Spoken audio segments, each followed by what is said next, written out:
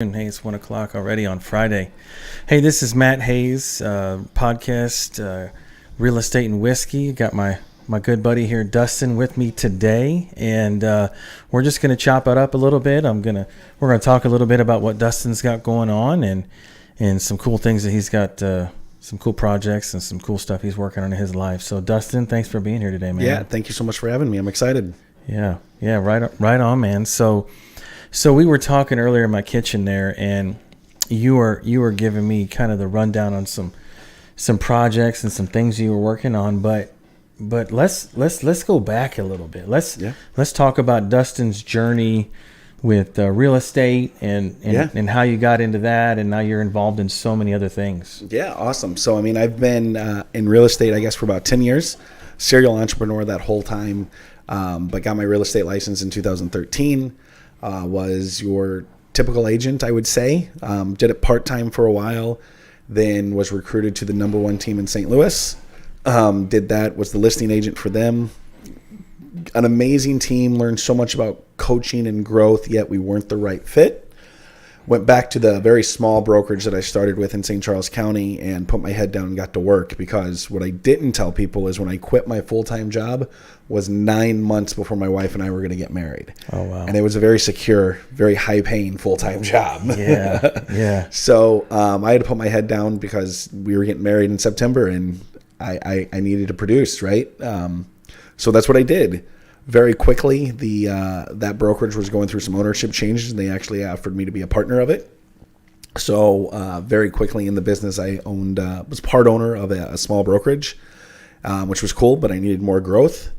So left there, was recruited to a Keller Williams office as the productivity coach for 2 offices actually here in St. Charles County.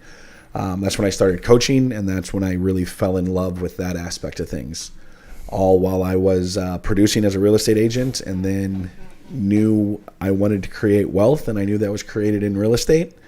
It's funny, I brought home the book called Hold, H-O-L-D, by Gary Keller. Gave it to my wife. She read 3 pages, and she said, let's do it. So we went out and bought our first rental property after those 3 pages. I don't think we've ever finished that book, which is funny. And wait a minute, 3 pages. 3 pages. And you bought a rental property. We bought our first rental property. Yeah, because I'd been an agent for so long, I thought I knew everything to know about real estate, which was so false. But we did buy our first one, and we did it the traditional way, where we had to put 20% down, not really knowing what to do, and then everything was cool. And then we ran out of 20%. Which that's when I discovered a local real estate investment club here. Got hooked up with a coach, paid for coaching. It was me, my wife, and my 9-month-old son at his office. Bought our second property. Nice. And learned the BRRRR strategy, I would say, right then and there. Was that Sam? That was Tim Grimmett. Tim, okay. Yeah. And signed up, went with him. Him and Brian were kind of coaching. Brian Schroeder were kind of coaching together at that time. And that was 5 years ago, and probably 95 properties later, but we're holding on to 52 rentals right now. So you have 52 rental properties right now. And so what's the total debt on all those? Probably 1.3 million. Yeah. What do you think the value is right now? Probably 3.2.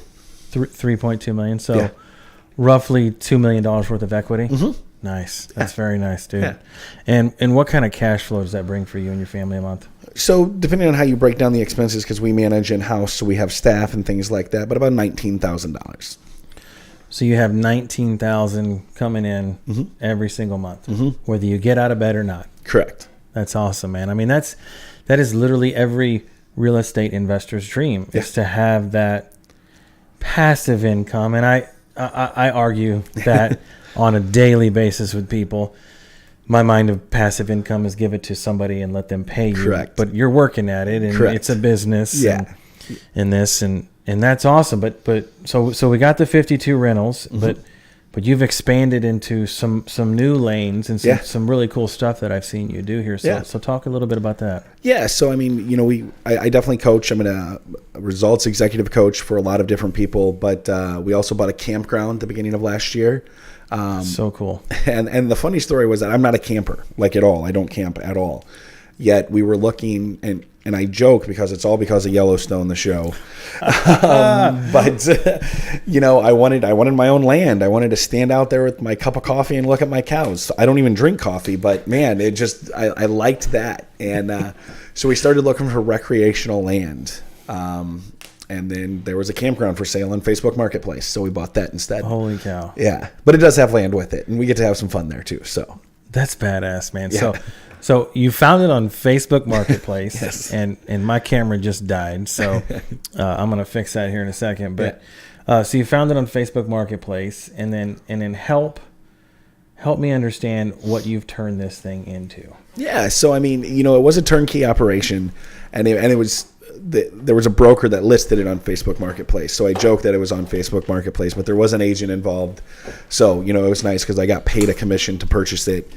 It was a turnkey operation that was kind of ran a little poorly, I would say. And we're a full outfitter. So we run float trips on the Black River in Lesterville, Missouri, where we're bussing people down, and we have rafts and canoes and kayaks and things like that. But we needed to turn it into a business where there was people that can actually book online and pay us and not paper receipts. And, you didn't have to climb up these rickety stairs to check in. And we built roads, and we built us an apartment at the campground very quickly because, again, we're not campers.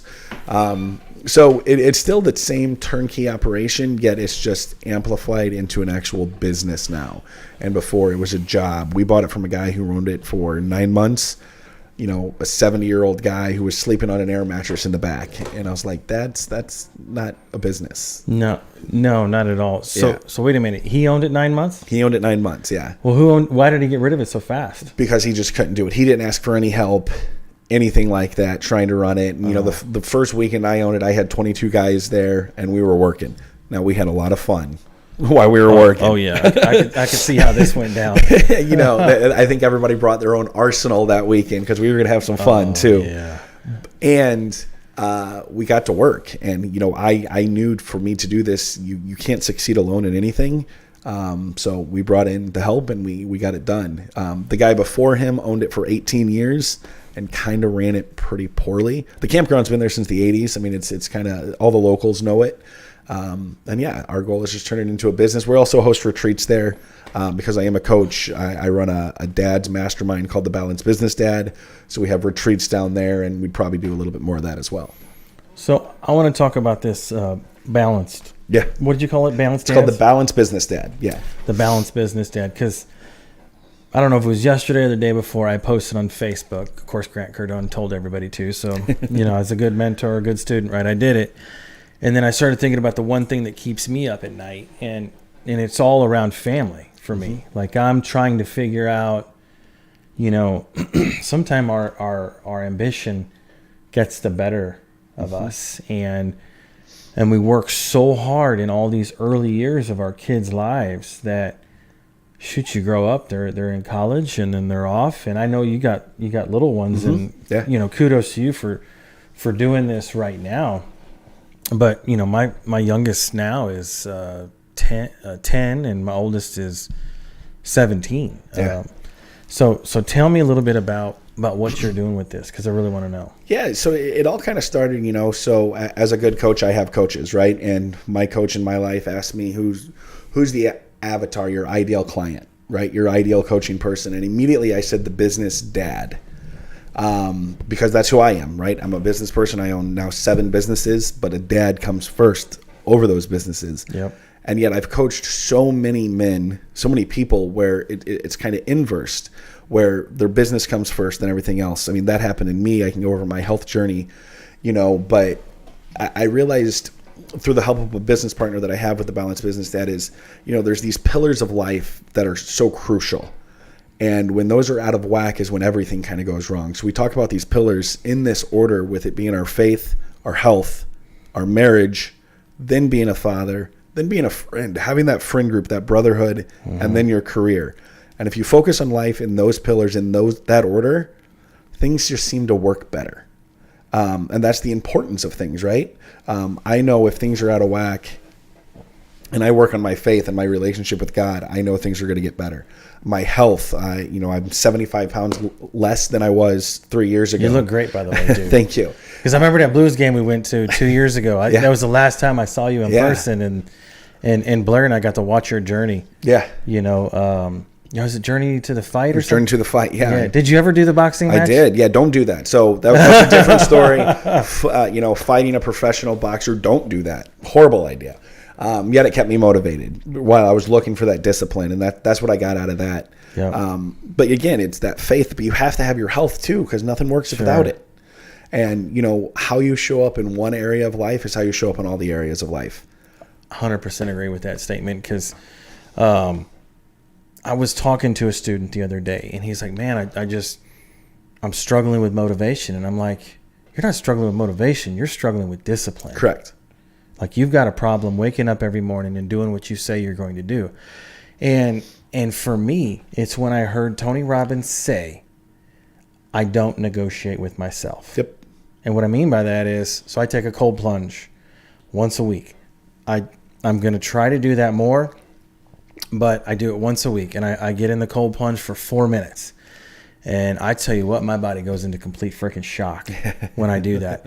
And this water's about 40-something degrees. It is absolutely freezing.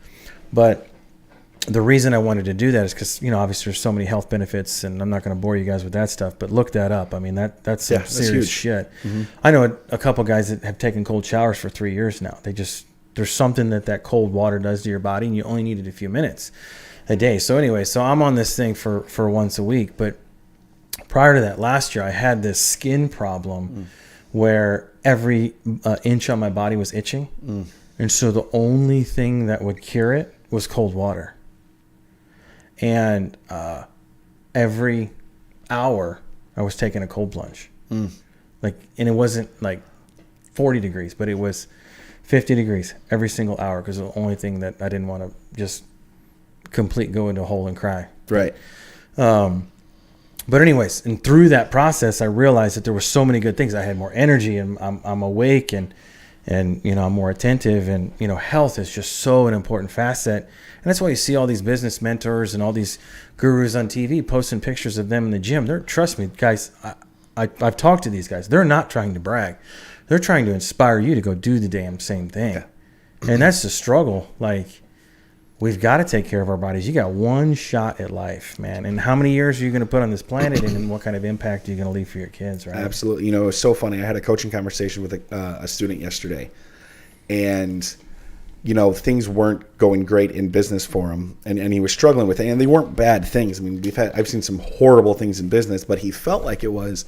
And because what was going on is he wasn't getting wins. He wasn't getting small wins on a daily basis. So we back up a year, and he went through, the program 75 Hard, which I've done. I don't necessarily agree with it, health-wise, but what it does is it creates discipline. But what it does more than that is it gives you the winning dopamine hit, if you will, on a daily basis, because you said you were going to do these 5 things. When you do these 5 things, you have that hit. You have that dopamine hit of winning. And that's what, working out does. That's what keeping your promises to yourself and not negotiating does, is you get that hit, that endorphin hit. I won. I did what I said I was going to do. And that's the easiest way to build confidence. Absolutely. And if you don't have that, it's really hard to get that motivation that you're trying to feel. 100%. So first comes discipline, then the motivation. Now, you can watch gurus and listen to this podcast, or man, I'm going to do this. I'm going to go make $1 million, or I'm going to go do this, or I'm going to be a better dad, or I'm going to get married, or I'm going to ask this girl out, or do all these things. But if you feel like shit, then, you're going to struggle with it. It starts with home base. 100%. It always does.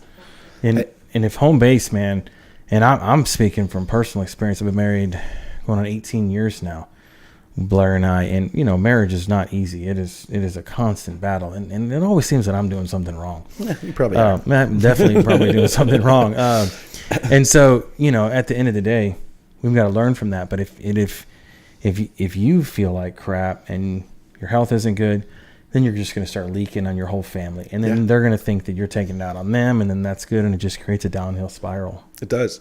And you talked about if you don't have that thing that's giving you that what I would challenge everyone to do out there is say, I'm going to make my bed for the next month every day.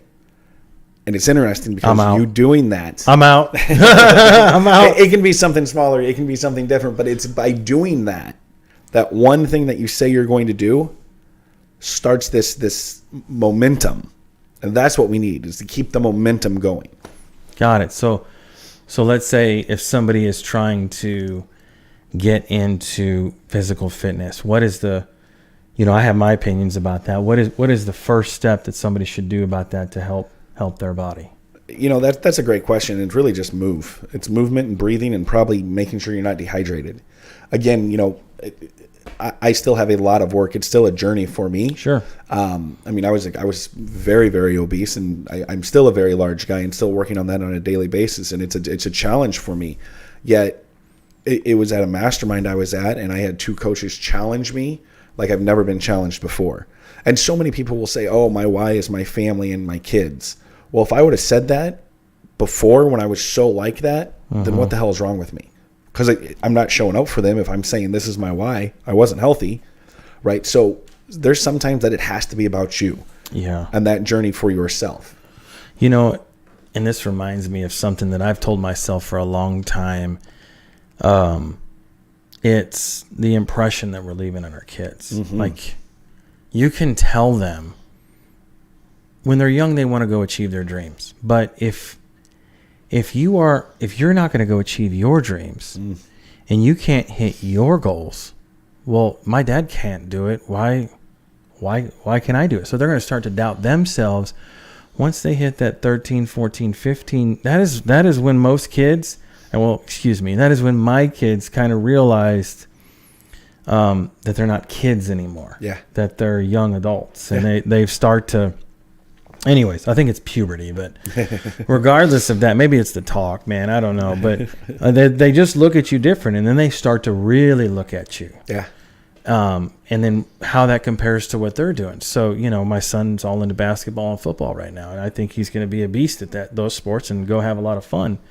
My daughter, complete, I don't want to use the word book nerd, but she's just really, really intelligent and corrects me on just about everything I say because, I'm just a freaking Missouri kid, grew up down the street from here, good old Fort Zumwalt West. And, the reason I say that is because, we've put such amount of emphasis in their schooling and education. But, kind of back to my point, it's like if you're not going to, whether it's financial success or work success or weight success or any kind of goals, like if you're not going to go achieve them, then how does that impact their lives? Absolutely. I was at Funnel Hacking Live in September. What's that? So ClickFunnels, you heard of that? Oh, yeah. Yeah. So Funnel Hacking Live is the ClickFunnel, I guess, conference that they have once a year. Holy cow. And they brought in, it's an amazing event. Russell Brunson puts on an absolute stellar event.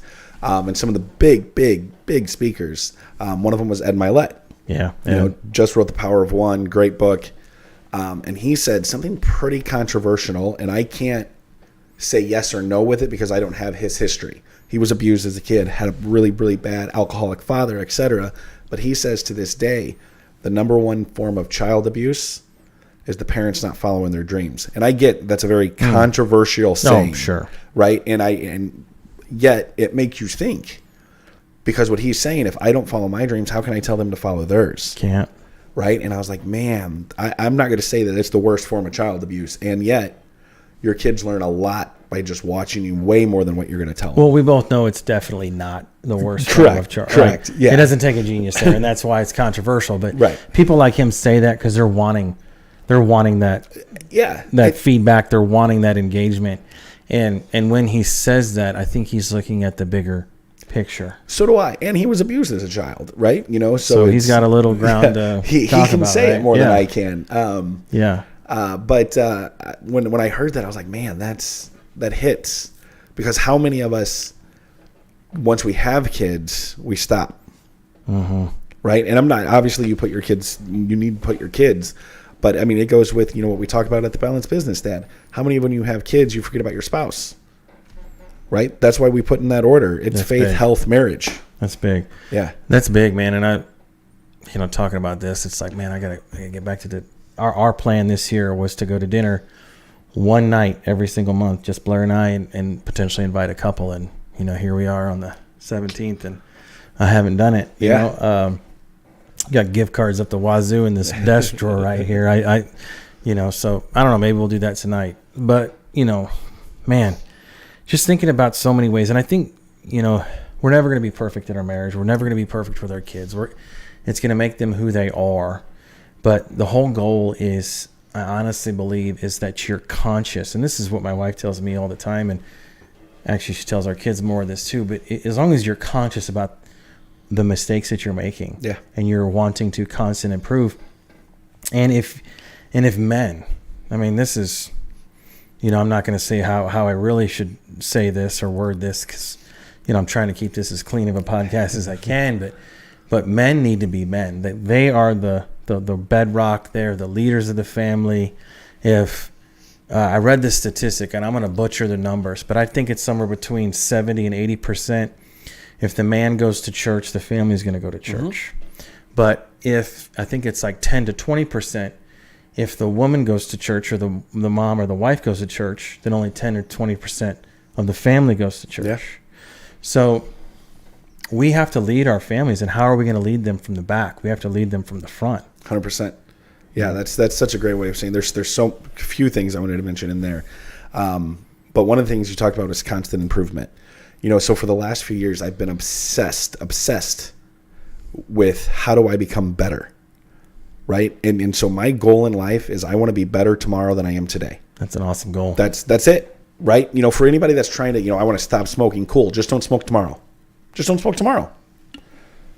And keep saying that. I like it. Right? So that's the one thing. That's that constant improvement. But you talk about being the man. And this is my 6th podcast this week, right? Because we interview a lot of people on our podcast. And the constant theme that we've been hearing about now is we like masculinity's at risk, right? Big time in this country. But so it's how to be the modern man without giving up masculinity. Sure. And to be a man, to be masculine, you don't have to have the lumberjack beard. You don't have to have a sword. You don't have to be this warrior. Right. That people in this space are talking from about. Yellowstone. Yeah, you can be the modern man without giving up your masculinity, and that's what we talk about. It's being balanced and making sure these pillars are in the right order. And that's what we're talking about, right? That's what being a man's all about. I like that, because so many cases, man.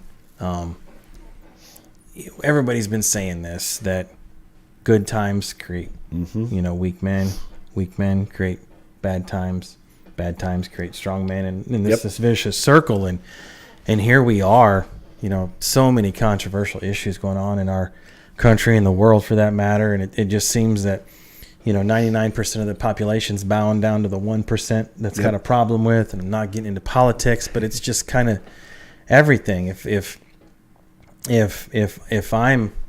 I'm doing something or anything, and then somebody has a problem with it, it's like we always try to change for that one person, and, right. and we can't keep doing that as a society, man. Because I said this to my kids the other day.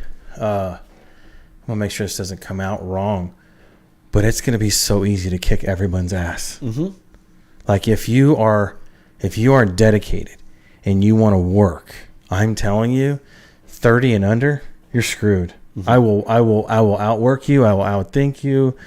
The competition is so freaking gone right now. Like if you are an expert at your field, I don't even care. Let's talk about construction for a minute, like a tile setter. Josh K-Build, we were talking about this yesterday or the day before, that if somebody would just work on the self-improvement of their self or them, and then be a master at that one skill, you could get all the tile business you want. 100%. All of it. Mm-hmm.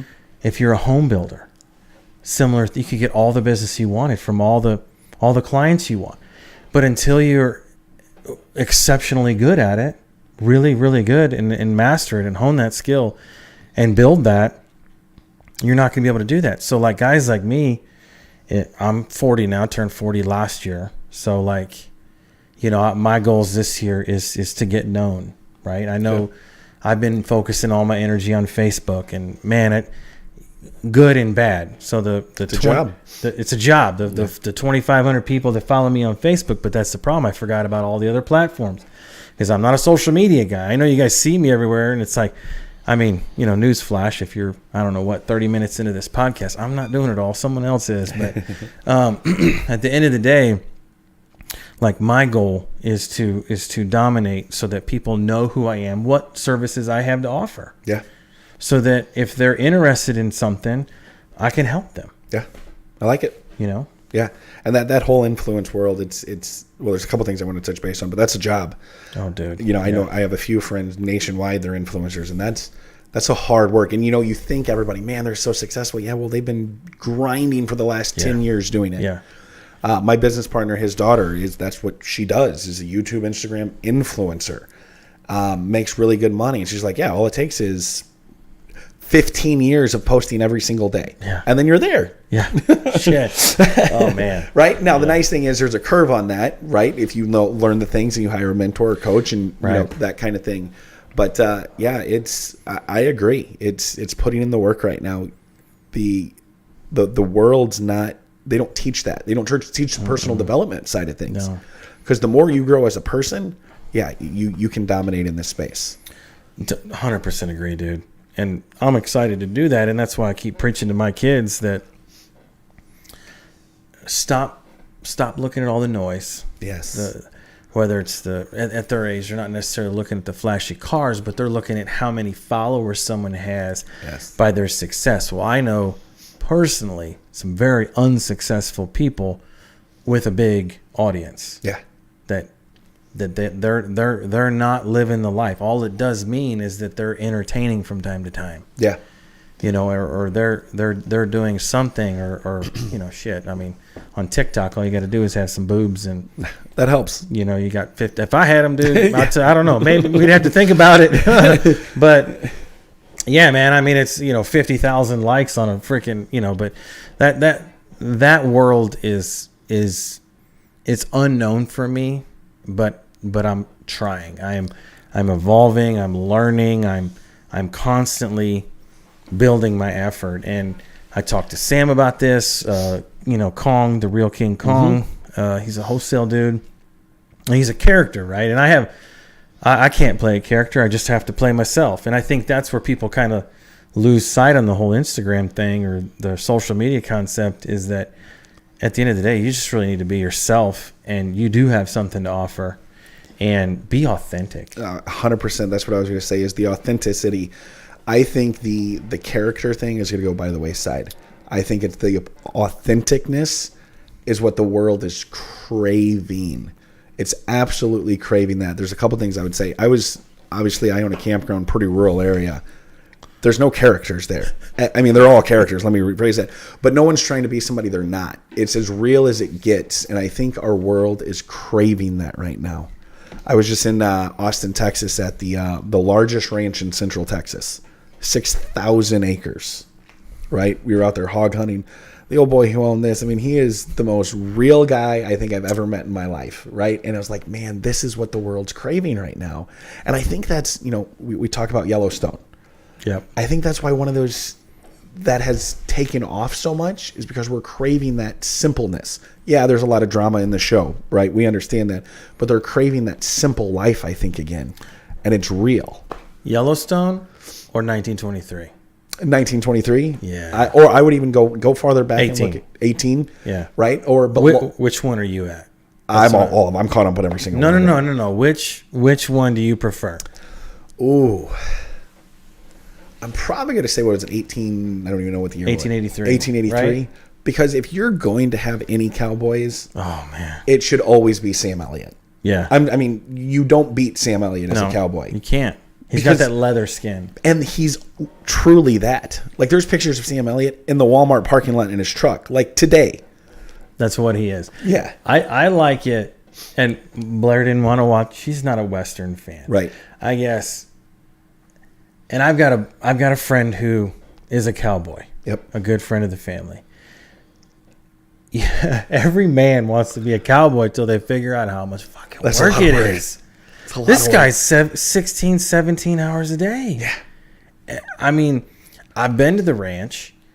they are wrangling horses. They are cutting up elk meat. They're walking all over the mountain. They're doing all this freaking. They're fighting off freaking bears that come into camp. You'd love this place too, by the way. It's the K-Bar-L up in Montana. Oh, I mean, it's 50 acres inside Lewis and Clark Wilderness Preserve. It's called the Bob Marshall Wilderness. Okay. It's the only private owned land inside that thing. Nice. So, anyways, like he's a real cowboy. So these guides out there, they sleep like 4 or 5 hours a night. It's freaking nuts. I don't know how they're doing it. Whether it's whiskey and coffee is the only thing that I think that's keeping their bodies going. But dude, you want to live that life as a man. You see it on TV until you figure out how much hard work it is. And it's work. For me, I'm the old school fan. I think Yellowstone, truthfully, too much friggin' drama. It's became the modern day Dallas.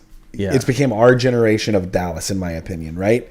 Which was the longest running show ever to this day. But so there's the drama side of it, but I could watch Yellowstone on mute and be fine. Yeah. Right. Just watching the scenery, just watching all of that stuff. And I'd be fine with it.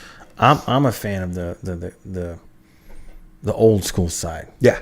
The 1920s when there was no cell phone, there's no internet, barely electricity, all that kind of stuff. What a hard way to live, man. Yeah. Holy shit. What a hard way to live, and what a freeing way to live. Yeah. Right. So when I was on this ranch in Austin and I'm watching this guy, and he's pretty wealthy. Like there's no doubt about it. And he's like, 6,000 acres. Yeah. I think the land was 125 million. Something. You know, he's okay. A little bit. Yeah. And he's like, I got to go rebuild this carburetor today. I'm like, I don't know if you do really need to go rebuild that carburetor yet. So he feels there's a ton of maintenance, which I'm not downplaying that at all. And yet, as busy as he is, there was something freeing about it, watching it and seeing it. He does what he wants when he wants. Correct. And it was really almost a romance. Obviously not with him, but just the life, I think, is the best way to explain that. Absolutely. Well, it's like with your place, man. Yeah. Your place in where's it at again? Lesterville, Missouri. Lester. So if anybody listening to this wants to, Deer Creek Campground. Deer Creek Campground. Yep. Cool. How much does it cost to come down and hang out? So I mean, it depends on what you're doing, but cabins are about $100 a night. We have 7 cabins down there, and then if you want to float, a 6-man raft's $125. It's a 6 to 8 hour day on the Black River, and it's beautiful down there. So it's a grocery bill. Yeah, 100%. Yeah. Camping's not expensive. Yeah, so you could go down there and probably spend $400 for the weekend, $500 for the weekend, and you're living well. You got a cabin, you got a float, private transportation back and forth through the river. Yeah, and your cooler's full for that much. Yeah, dude, that's great, man. Yeah. But I want to dive back into so mentorship with dads. Yeah. What is the goal there? What's the plan there? How do you see that business? That's a great question. We're building it as we go. But what I realize is that it's needed. As a business dad out there, we feel like as a dad and a husband, you feel like the world's on your shoulders anyway. And as a dad and a husband that runs their own business, you have to produce, right? You're killing the pig, for lack of a better word. Now there's more weight on your shoulders. And a lot of times you don't feel like there's somebody to talk to. So I want to make sure that you have somebody to talk to. It's that brotherhood when, am I doing this right? Is this worth it? Kind of thing. We want to make sure that we're there for one another. I've joked when I thought about this, and I really envision, I envision a stadium full of people for the Balanced Business Dad. And if you've ever heard of the term Friends of Bill W. Mm-mm. Bill W. is the one who started AA, Alcohol Anonymous. Oh, wow. Right? I thought that just appeared out of nowhere, man. I didn't know anybody started that. Yeah. So, and so many jokes and so many people have gone through AA. It's ridiculous. Yeah. And some conferences I've been at, I've even seen it in hotels. I've seen it in airports where they'll be like, Friends of Bill W. meet here at 9 a.m. before the conference starts, right? At big conferences, I've seen that at. And I didn't know what that was. And I was like, man, that's awesome, because it's a support group that is worldwide. Yeah. Right? So I've been joking about this, that, the Balanced Business Dad, it's the friend of Mickey. And I say Mickey because I knew I was planning a Disney World trip. And Disney World's a lot of work. Yeah. We just had 12 people there over New Year's, and it's a lot. Wait a minute. You took 12 people to Disneyland? Yeah. Oh, Lord. Yeah, so we took my 6-year-old for his birthday, my 2.5-year-old, my parents, my sister, her wife, and their 3 kids, and 2 of those kids are 3-month-old twins. So when are you going on vacation? April is when me and my wife are going to Mexico. Yes, absolutely, because that was a trip. But you see these, you want to do so well for your kids there. Yep. And then I remember looking around, this stress on the dads' faces, right? Because now you have to wait an hour for food. You feel like it's your fault. We all know it's not. So I've always joked, it's, you can broadcast the Friends of Mickey meet here before you have to go into Epcot, right? Let's be together, because business dads, they thrive when they're working. Yeah. You're the same way, right? What calms you? Man, I'm going to go to my office. I'm going to work. Right. Because you're good at that and you can control it. Sure. We're out that door. That's when the kids are there. That's when the wife's there. And you can't control that. You can't control anything, man. Right? So it's like you almost want to go in, while you're on the vacation with your kids, you almost want to go into this work mode because you feel better. And that's what the Balanced Business Dad talks about. Let's get you out of that where you feel better and all these other things too. But we're also here for you when you want to talk. We're here when you're having that. And we're also here for the wins. Somebody like yourself, pretty successful guy. Can you go talk to your high school buddies about some of your wins you've had? Yeah, right. Right? Good point. Yeah, right. So this is somewhere where you can have that conversation of, look at this. Look, I flipped a house and I made X amount of money. You can't go have those conversations because now you look like you're bragging.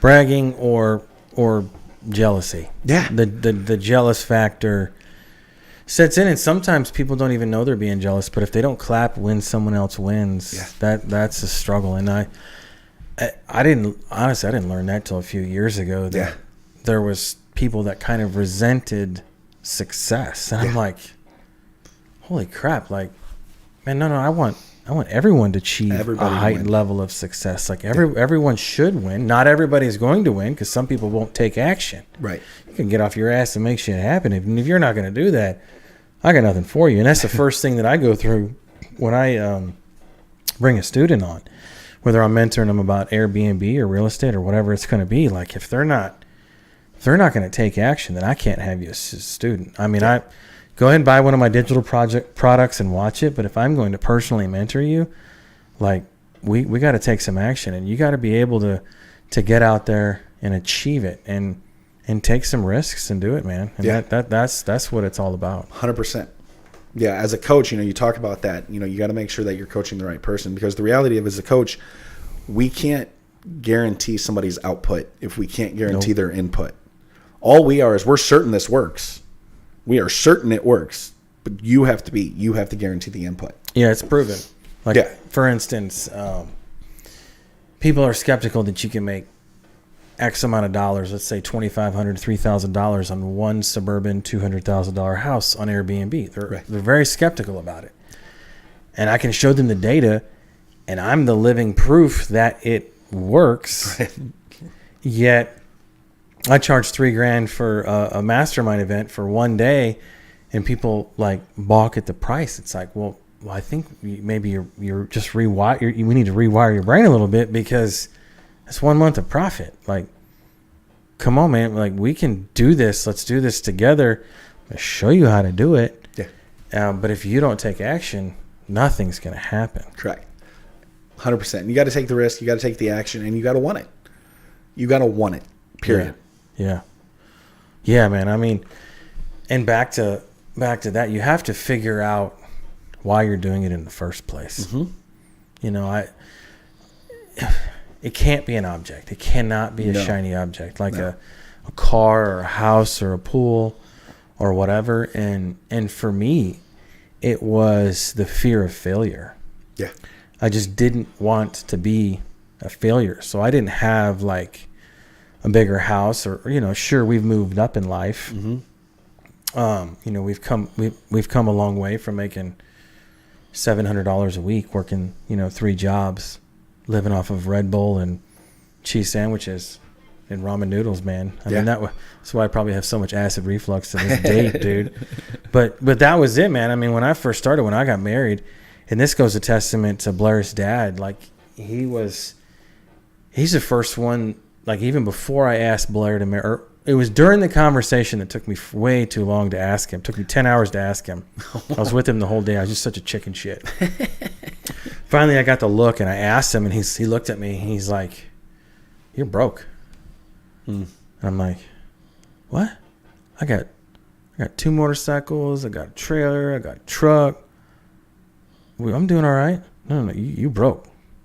I'm like, "You need to sell all that shit. You need to put about 25 grand in the bank." And I'm like, 25 grand? I'm thinking to myself, where do I even begin? And so this is kind of how my real estate journey started. What did I do? I listened. I don't know why I listened, but I did. Maybe I really liked his daughter, Apparently I did. So sold all my motorcycles, the dirt bike, the super bikes, the trailer. And this is when we were racing 2-3 times a week. And so I unloaded all that stuff. I was in so much debt. I mean, I had probably negative 50 grand between credit cards and all the soup up parts, and then the debt on the bikes and the trailer. And I got one of those American financial loans that was like 28% interest on this trailer. Great deal.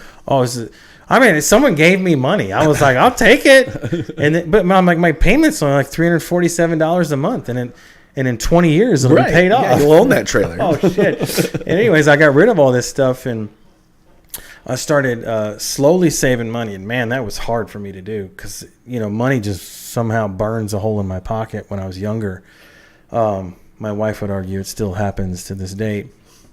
And then I got to work. I was at the family business working 9 to 5. Then I would go to Buffalo Wild Wings and work till about 10, 11 o'clock as a cook, and then I would go to my brother-in-law's detail shop, and I would detail cars. And then I just on this cycle for 2 years. And then Blair got a job working for Trinity Home Builders, and I don't even know if they're still around today. But anyways, he's who told me to pick up that purple book, The Rich Dad Poor Dad, Robert Kiyosaki. Yep.